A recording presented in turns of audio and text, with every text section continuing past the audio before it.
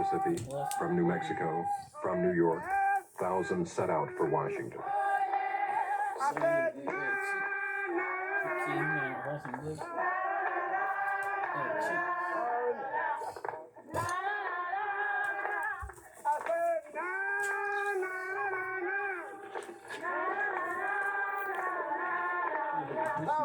Freedom!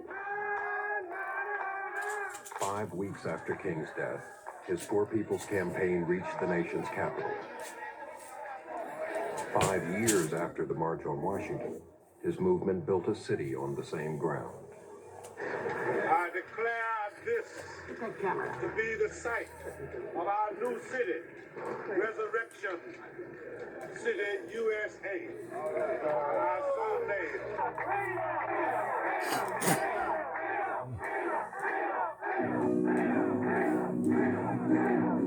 Washington anyhow, living by his side, thinking about an income that I never had. Everybody's got a right to live. Everybody's got a right to live. And people step in jail, we all down in jail. Everybody's got a right to live. Yeah. The purpose and the goal of the Poor People's Campaign was to focus the attention of the nation and the world on poverty. The tactic being used was to gather the poorest of the poor in the nation's capital, the heart of the wealthiest country in the world, to camp them, these homeless, hungry people, in the heart of the city, in this fabulous mall situated between the Lincoln Memorial and the Washington Memorial. When I got to Resurrection City, quite frankly, we were scared as hell. Being in Washington, D.C., and being out on the U.S. government turf, and you couldn't help but think that if something happened, Dr. King is not here.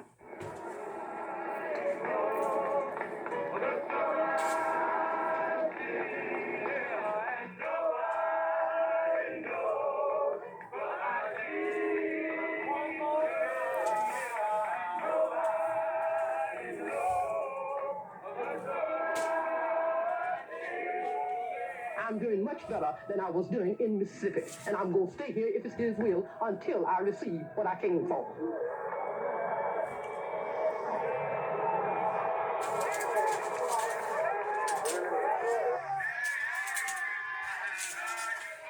In the first weeks, the poor people dramatized their demands through direct action. We had to march for some food, so we decided to march to the agriculture department because we were putting focus on feeding and nutrition. So we went in, good food in the agriculture department. Him to go to service and knows where he is when he is released. He got more than he can eat sitting up there grinning while people are starving. And this is the America that Mr. Freeman knows, but this is not the America that Mrs. Brooks knows. Our 4 million other people. He took them down to the cafeteria. They picked up trays. And when they'd all gone through the line, Jackson took a megaphone and he announced to everybody, okay, he said, this government owes us a lot. And they've just begun to pay a little bit of it with this lunch. Having made its point, SCLC later paid the bill.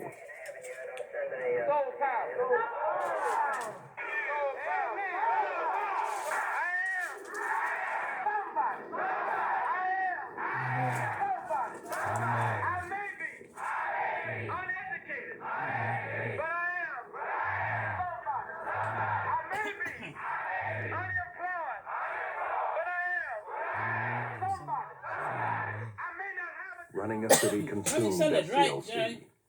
No time to plan. No clear agenda. No new government programs. And then it began to rain. Oh, it rained and rained and rained like, all night Georgia rain.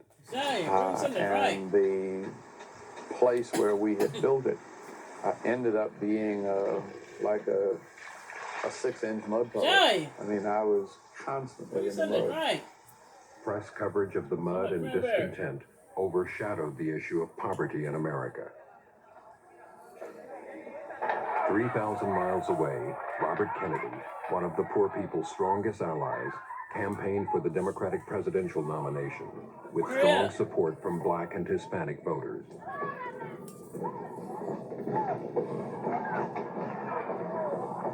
But I don't think any of us can be satisfied in the United States until that war is brought to an honorable end and American soldiers are brought back into the United States. On the night of June 4th, Kennedy won a major victory in the California primary. My thanks to all of you, and now it's on to Chicago, and let's win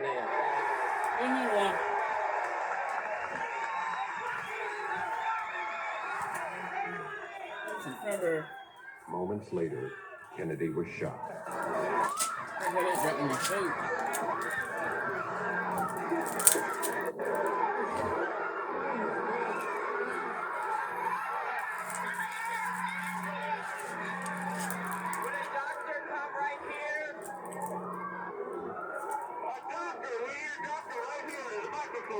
Immediately.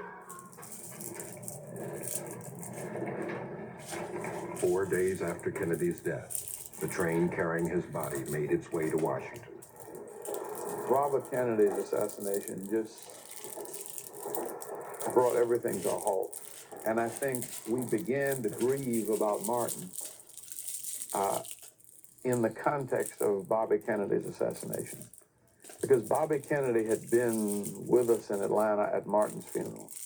And many of us began to see in him a hope for the future. We kind of transferred a little of our loyalty, a little of our trust, and a little of our hope to him. And now he was gone too.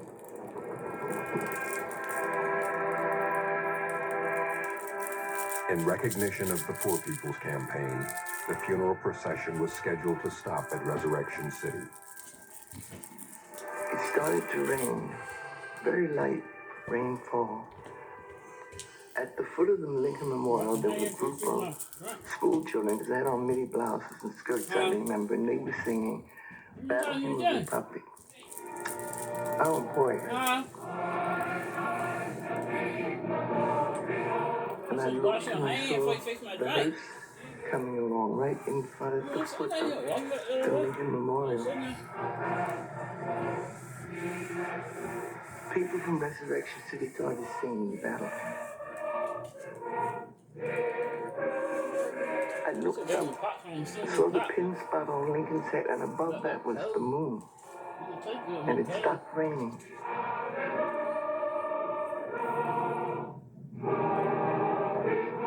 And they marched over the bridge into Arlington.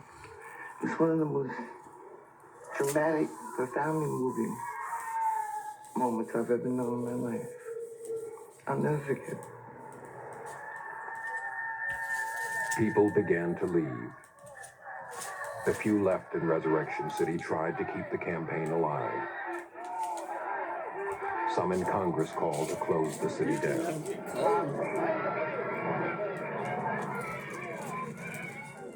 The last days of Resurrection City were like being in the camp of a defeated army. I think the spirit went out of people. There were people there who had no place to go, people who had come to Washington, who had come to Resurrection City with a great deal of hope, and who had none left. It was literally the end of a major battle, the Battle of the Poor, and they had lost. Just 81 days after King was killed, Resurrection City was shut down.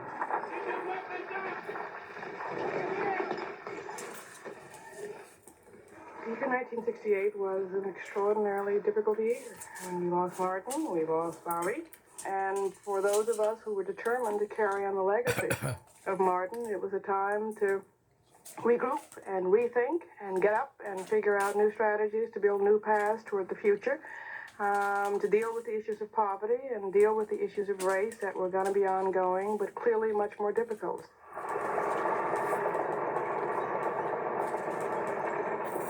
One day, we will have to stand before the God of history We will talk in terms of things we've done. It seems that I can hear the God of history saying, that was not enough.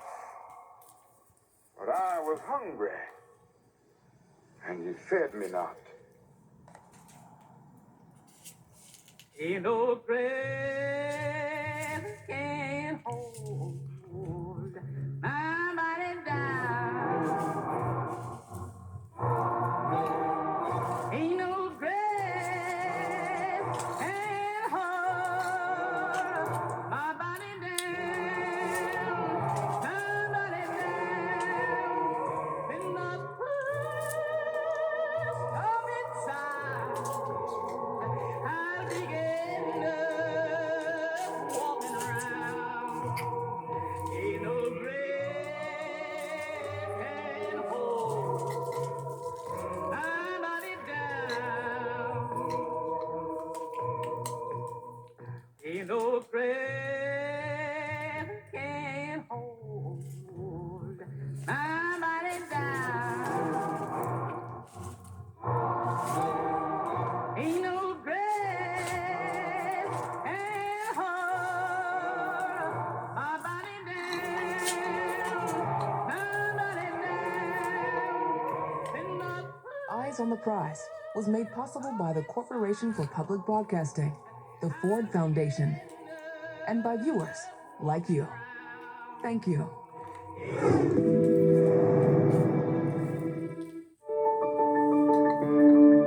You're watching PBS. You're watching the Explorer Channel.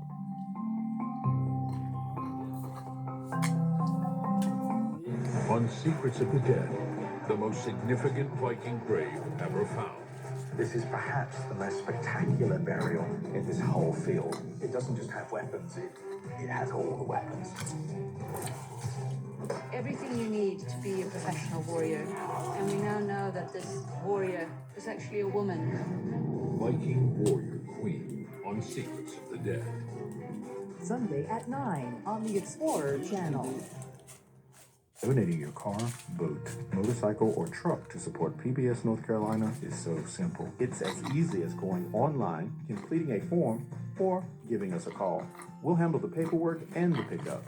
You'll get the tax deduction and satisfaction of knowing you're supporting public media in North Carolina. Don't delay. Donate and make it go away. Call 866-862-8855 or learn more at pbsnc.org/vehicle. On Masterpiece Mystery. Matthew Walsh died that night as a result of some sort of engagement with the 5 people in that car. I've made mistakes. I need to tell you some things about myself. I didn't do anything. You didn't do anything. Why do you look so scared? I have to see this case through now. I mean, really, what's happened to you? If this wasn't an accident, if it was deliberate, who's going to be the first to admit that? Unforgotten on Masterpiece Mystery. Monday at 9 on the Explorer Channel. What do you get when you add 12 amateur bakers? Sorry. 2 expert judges. I quite like the cream. You're wrong. And whip them up in a baking battle for the best pastries. On your marks, get set. Bake! Britain's #1 hit series, of course, The Great British Baking Show. Wednesday at 8:30 on the Explorer Channel. You're watching the Explorer Channel.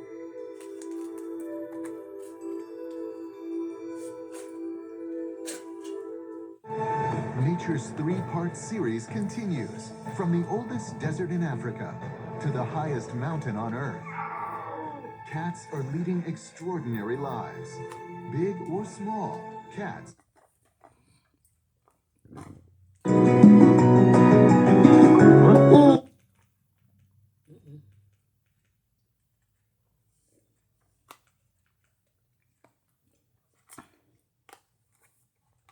Goes into effect. This is the country seeing a rise in COVID cases that we have not seen since the winter surge. Eyewitness News, we're going to be walking you through all of it at 11. It starts in 30 seconds. Grass looks great, Zeus. Hey, could you maybe trim the hydrangea too? Sure thing, Kevin. You want me to do the boxing? No. Finding the right person for the job isn't always easy. But when you have an insurance question, you can always count on your local Geico agent. They can give you personalized advice and could help you save hundreds. Hey, Medusa, let's boogie. For expert help with all your insurance needs, get to know your local Geico agent today. See what's happening this instant. ABC 11 Eyewitness News at 11 starts right now. And all new tonight in the COVID crisis, you will have to mask up once again in the Bull City and all over Durham County starting on Monday. That's when a new state of emergency goes into effect. And thank you for being with us here on a Saturday night. I'm Josh Chapin. This is Eyewitness News at 11. We're live on ABC 11, Hulu Live, and wherever you stream. This comes as the county's positive test rate has doubled over the past month. Akila Davis joins us now from downtown Durham, hearing from county leaders about how they think this will all help. You know, ultimately, Durham officials hope this move keeps the Delta variant at bay. Saturday night in the Bull City is as lively as can be. Warm weather brought locals to the heart of downtown Durham, where you can see a line forming outside homemade ice cream shop, The Parlor.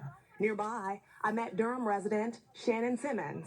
I'm getting some takeout and going to my friend's house to babysit. She didn't wear a mask while picking up her dinner. It's a small location, and it did not feel like a threat. But starting Monday, that could change. Durham County issuing a state of emergency requiring masks are worn inside businesses and establishments, even among those who are vaccinated. If I go into a restaurant and they don't require it or don't want to, then I'm okay with that. If I go into a restaurant and they require it, then I will listen to that. Durham County leaders implementing this state of emergency because the positive rate of infection countywide doubled from 2.3 to 4.6%.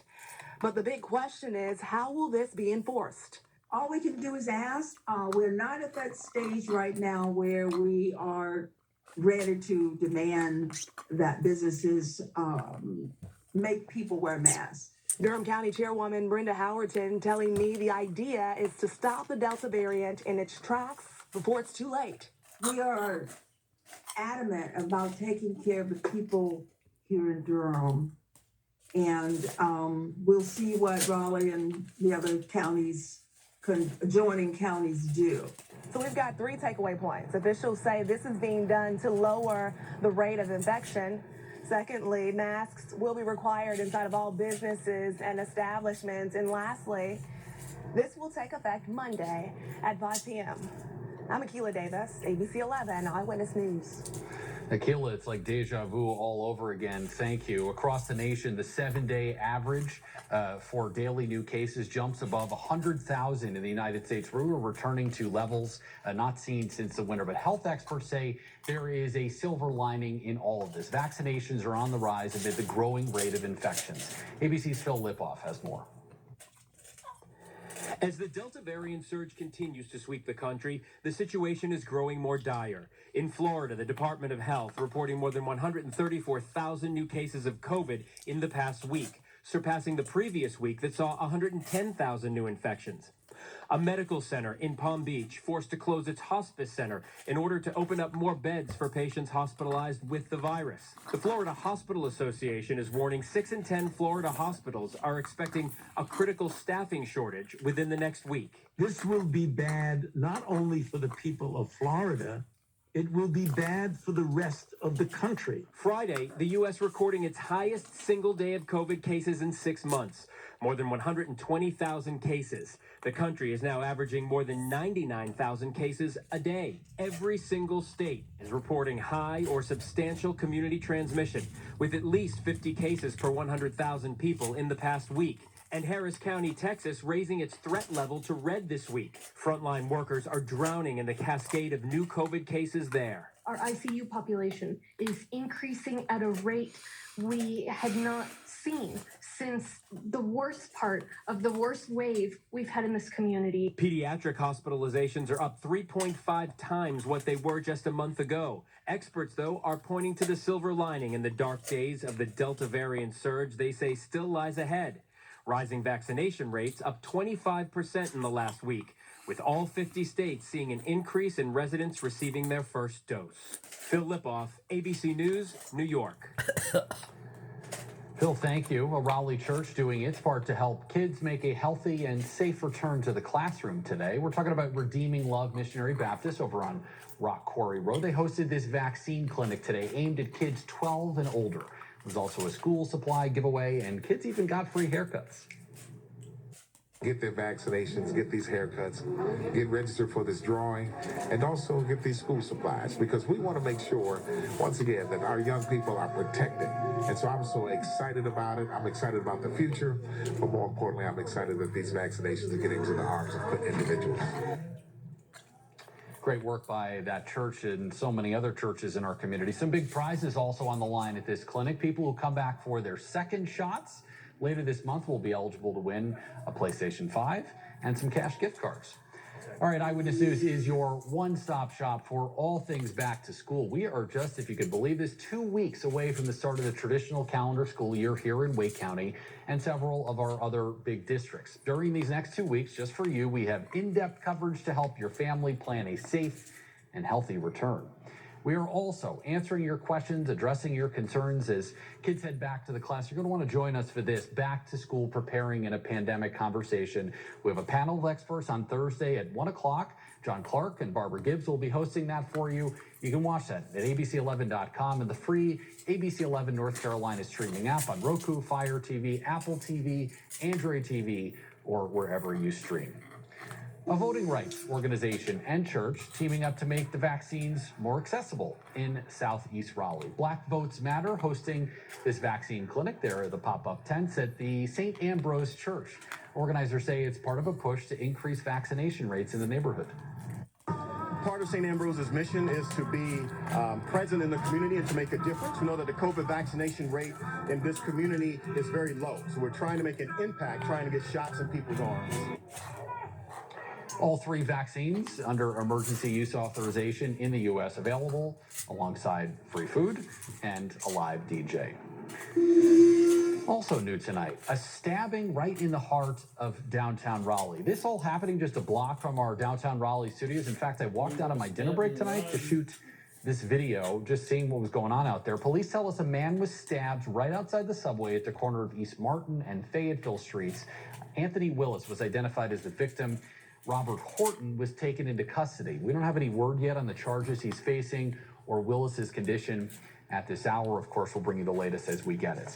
Breaking news tonight in Fayetteville, a biker is killed in a wreck. Police say a biker and another car collided, killing that biker at the scene. This all happened on Cliffdale Road near Lansdowne Road. We're also working this scene. We'll bring you the latest details as they come into our newsroom and, of course, at abc11.com and our morning news starting at 6 a.m. tomorrow.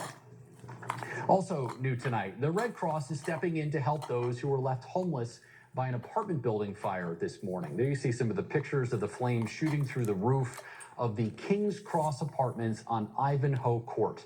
Anthony Wilson, his reaction from a woman who said her mother was far too close to those flames. Video of damage left by the overnight fire at a Fayetteville apartment gives you an idea of the heat felt by those who escaped safely. One tenant says it came dangerously close to her and her mother. My room is in the front, hers is in the back, near mainly where the actual fire had started in the next complex. Because her mother had mobility challenges, they had to get fresh air fast. The smoke was so thick. So, but we did able to see our way through. The fire department was like, come on. Our neighbor next to us kind of helped my mom get down there while I was trying to get, her stuff and her walker. So yeah, everybody got out safely. So I'm glad about that. She says working smoke detectors also alerted them to the danger. Dozens of people displaced now by the fire rely on the Red Cross for shelter, food, and clothing until it's safe to return here. And the Red Cross counts on people like you before fires or other disasters occur. RedCross.org is a place that you can find out how to help the Red Cross. It's built on volunteers and the generosity of the American public. They hope you'll provide a needed assist to those who can't get back inside their homes once they're cleared to return. Anthony Wilson, ABC 11, Eyewitness News.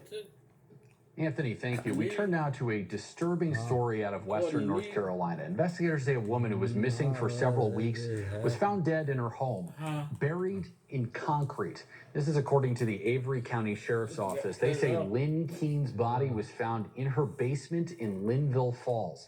This is quite close to the Linville Gorge, which is popular for hikers and campers. Authorities say a woman hired by Keene's family to be her live-in caretaker is a person of interest in this case.